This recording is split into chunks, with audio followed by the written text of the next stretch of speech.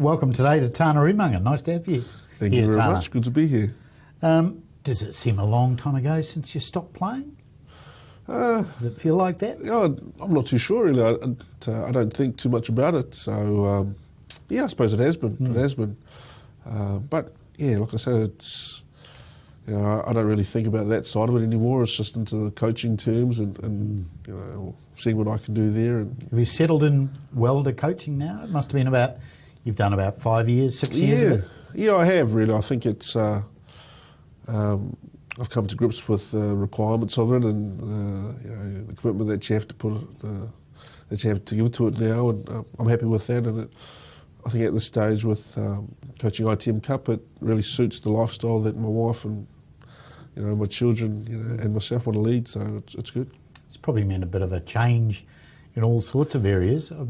I guess a bit like your playing days, where when you came into the All Blacks, you were a shy man at the start, and probably naturally that way, but it brought about a sea change in your personality after a few years with the All Blacks? Oh yeah, I think it's necessary that again, obviously you do a lot of talking, and you got to be able and have the ability to put your point across and teach in a way that that players will learn.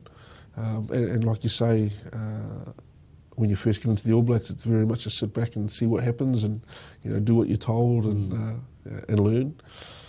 But again, with the All Blacks, as time went on, that was asked, that was kind of tried to be taught out of you in terms of being more vocal, adding and having input into things, and probably helped me to be a better talker. Do you think it helped you grow as a person?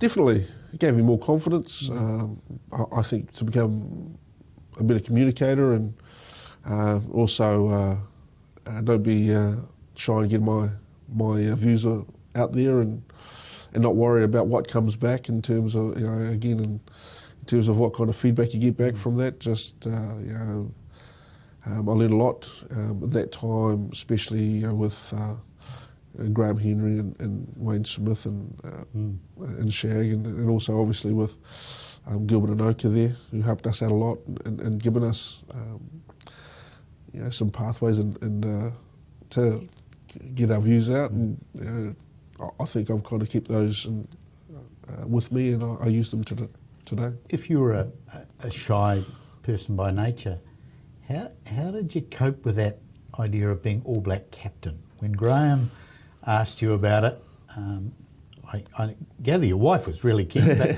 you kind of had a think or two about it? Yeah, I think mainly the thinking was really the time commitment, and I'd seen obviously with the captains before me, the added pressure and the added commitments that go with it. Having a young family, knowing that would take me away from home, and with All Blacks you tour already, so being the captain, there are other responsibilities that are put upon you, but it was something that I was never really going to say no. It was just taking a bit of time to talk to those that are involved in it, really.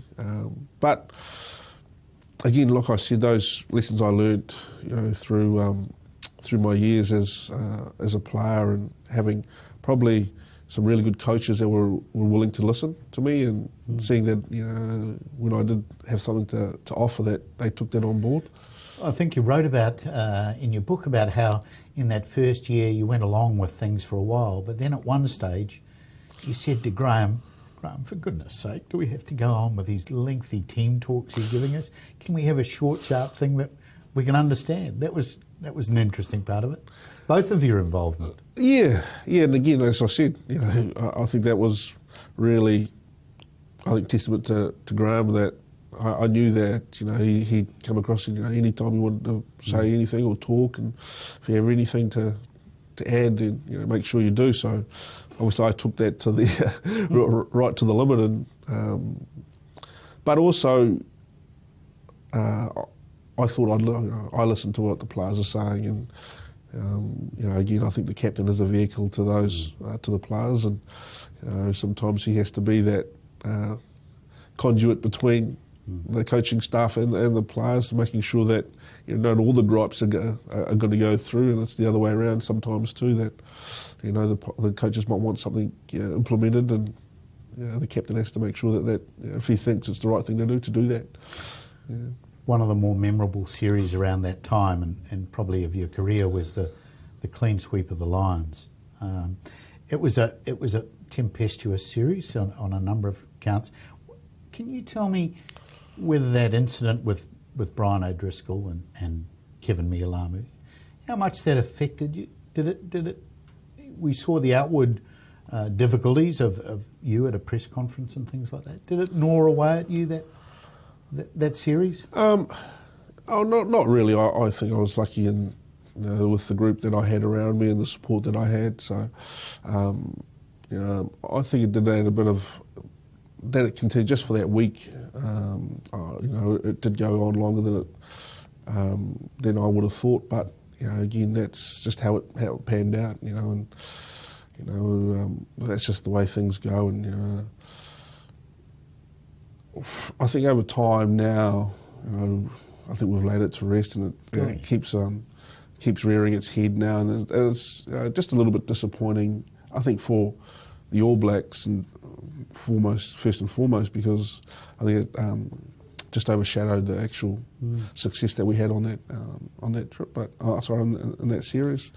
But again, these things happen, and I can't do much about that now. No, it's all to do with the public's interest, I guess, and the pesky media who are involved in trying to find out. There was a big year for you, because at the end of the year, you decided you were going to retire, but some of the pesky media sort of thought that they'd found out, and you made us wait, didn't you, until a new year to announce it? Yeah. I announced it to the players pretty much straight after the Scotland game, and as I am, I just wanted to make sure it was on my terms and when I wanted to do it, and it was something that I'd thought about earlier on in the year, even prior to the Lions tour, and I'd spoken with Graham about it, and just saying that this was probably my time. And for me, I always loved the game. I loved playing. It was the trainings and the other off the field stuff that kind of ate into that. And I think after the Lions tour, it just really, that was, because I'd got injured in the World Cup in 2003, the Lions was the next big thing that was coming up, and I wanted to do well in that. And we did well, obviously, and then I was pretty much keen to retire after the tour. After that series, but Graham told me it'd be good if you could stick around for the whole year, and we've got something pretty special at the end of the season. So I thought, why not? You played some more Super Rugby, but you finished your Test career. Looking back, are you glad you decided to end your international rugby at that stage? I'd signed a long-term contract from 2003, so and I knew if I tried to keep them going at the same for the same length of time, that I don't think I would have given Graham and the coaches enough time to concentrate on another midfielder, and my want to keep going until the next World Cup probably wasn't there, and sabbaticals are a thing that you see a lot of now, but it wasn't something that I really thought seriously about. I thought if I'm doing all the training, I'd be wanting to play. Yeah. So it just didn't come into my thinking really.